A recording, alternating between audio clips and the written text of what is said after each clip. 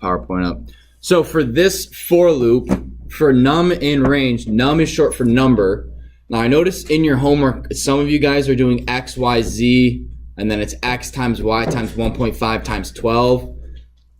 You're welcome to do that. It really isn't the best way to write code. It gets really confusing because then I'm like, well, not only me when I check it, but you when you're debugging it, you have to go back and go, well, what did x equal? Well, x was my hours. Instead of having x equals an input of the hours, you should just put hours equals an input of hours. Does that make sense? Yep. Actually naming your variables instead of like in math where it's x, y, z, a, b, c, actually do hours, pay, week, total underscore pay. That helps with coding a lot. So I highly recommend. No, I don't highly recommend it. If starting with homework, are we on homework 4? Yeah. On homework 4, if I see X, Y, Z, and it's not for X in range, but it's actually hours or days or pay or paint or price, if you substitute that with an X, Y, Z, I'm just going to mark it half, or I'll take a half point off. Why? Because you just don't like it? No, because it's actually really bad code writing. So what should we like? So for paint, if you want the paint price, you make the variable paint underscore price equals whatever. Oh, okay. Or color equals whatever. If you just use C or B or A, Nikki, please stop that. It gets really confusing for me, and it's really not good code writing. So in order to prevent you guys from getting into that habit, I'm just gonna take points off if you guys do that. So with this, for num, bless you. Sorry. You're good. For num in range 0 to 2, 0, 10, 2, print num. What numbers is this going to print? In order, give me one of them, Elijah. What's the first number it's going to print? 0. Paul, what's the next number? 2. Storm, what's the next number? 4. I heard the answer. I didn't see your mouth move. 4. 4? Was that Trevor back there? No, Trevor's just leaving. No. Okay. Ty, what's the next one? 6. Brian, what's the next one? 8. Josh, what's the next one? Scott, not Scott. Connor, what's the next one? There isn't another one. Okay, there actually won't print 10. Connor, do you know why? Actually, Josh, do you know why it won't print 10? Look at the note. The previous one? No, look at the note. What's the question? What annoying thing does range do that you have to account for? One less than the last one listed. Yeah. Yeah, so it's only going to show numbers 0 through 9. Which is why you should always use random. For random.randint, you could, but if I want a random even number from 0 to 100, you can't do that with randint. You can? No. That's why rand range is helpful, because you can have that third parameter in it, and it'll skip based on what the third parameter is. I want to speak to the manager. Well, if you want to try to go get a hold of him, you can. I'm not going to stop you. So the next thing, guys, if user input is 10, for num in range user print num, what's going to display? Masa. What are the numbers? 0, 2, 4, 6. No, you're not. That was the previous example. I'm talking about this one. So take a look. What? 10. Is that your answer? It's going to print just 10. Over here. Oh.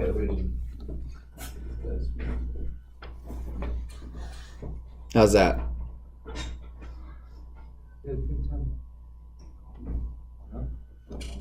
Nikki, what's your answer? It's 10 because it also does 0, unless you state 1, 10.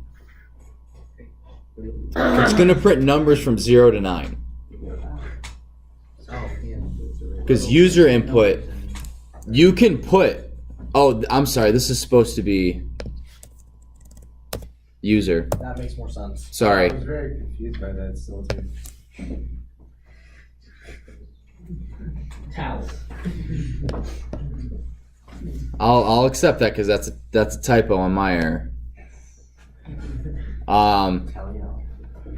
So like I said earlier, yesterday, you can do something like this for x in. Oh wait, no, hang on, I have to import random. For x in range, random.rand int from 0 to 100. Oh, hang on. It's not either. I know it's not. Oh, so you could just have that? Print. So it randomly picked 28. So you can put anything you could put. Connor, please let go, Nikki. The freshmen keep giving me their hands. It's not my Actually, fault. I'm a sophomore. No, the freshman to me too. Okay, freshman. So anything you can set to a variable, basically any integer, you cannot have float. You cannot have a float in range because what's it going to do to go from 0 to 0.25? Technically, there's an infinite number of numbers in between 0 and 0.25. So which number does it know to go to? Does that make sense? You can't have a float inside the range. It has to be a whole number, it has to be an integer. You can take the integer version of a float. That's totally fine. So let's do that, and let's do float 12.5. I'm sorry, not float. I want int. Int 12.5. Nikki. So if you don't have integer, would it go on forever or would it just not work? It freaks out.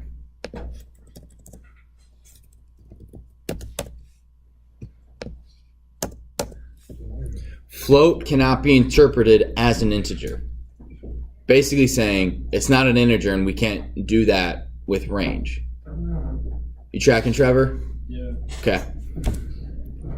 Do you guys, but this can be a variable, this can be a bit of code, this could be a bunch of things. As long as it equals a number, at least for now, as long as it equals an integer.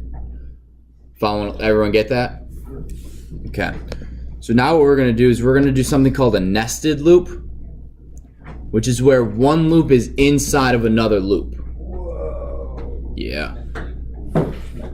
So for m in range 10, for s in range 10, print ms.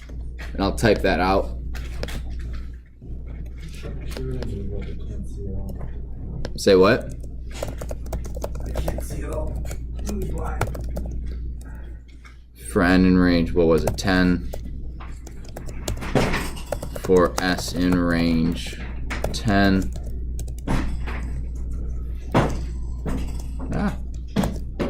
Print m comma s.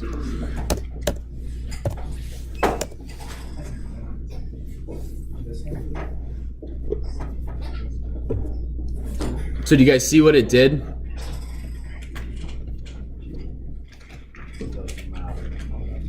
Right, it starts with 0, 0. Josh, what did it start out at? 0. 0 what? No, 0, 0, 0. Because this started at. Do you guys see what it's doing? Right, it goes through this before it restarts this one. It's kind of like a clock. In order to go 1 minute, you have to go 60 seconds. In order to go 1 range up here, you have to go through 10 range down here. Paul. Is it possible to have multiple variables in one, like one loop? Like for m and s in range? Oh, I don't believe so, no. Okay. Because for m, yeah, freaks out. You might ms. Yeah, no. You may be able to rewrite that, and you can give multiple variables. You can define multiple variables in a single line. So you can do m comma s equals 10 comma 6. Print m comma s, or which we'll get to at some point, but you can't really do that in a for loop.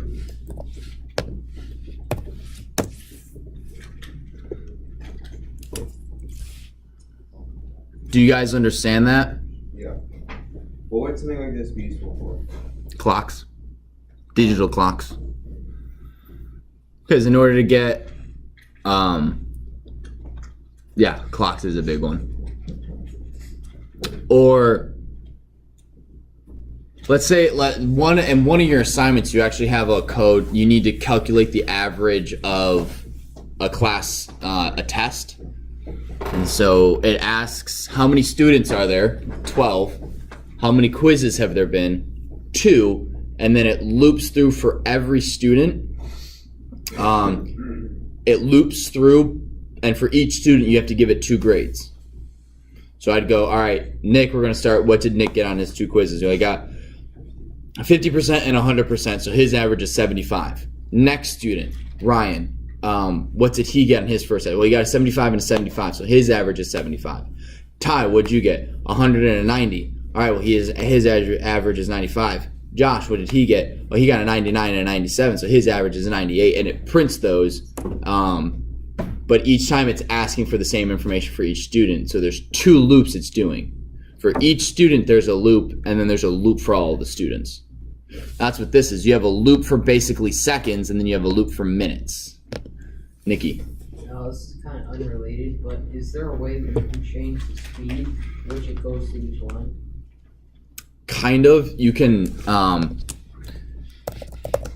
import time, and you can do time.sleep 1,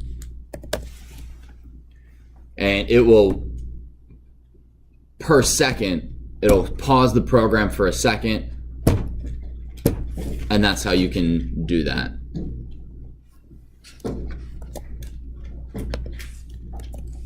Hey, there we go. So let me bring the PowerPoint back up. Can you make your clock right now then? Yes, write a function that counts through each second of an hour. Oh, come on.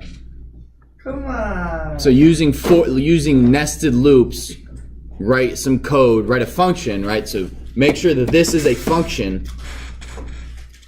Function. No, it's conjunction. That goes through each second of an hour.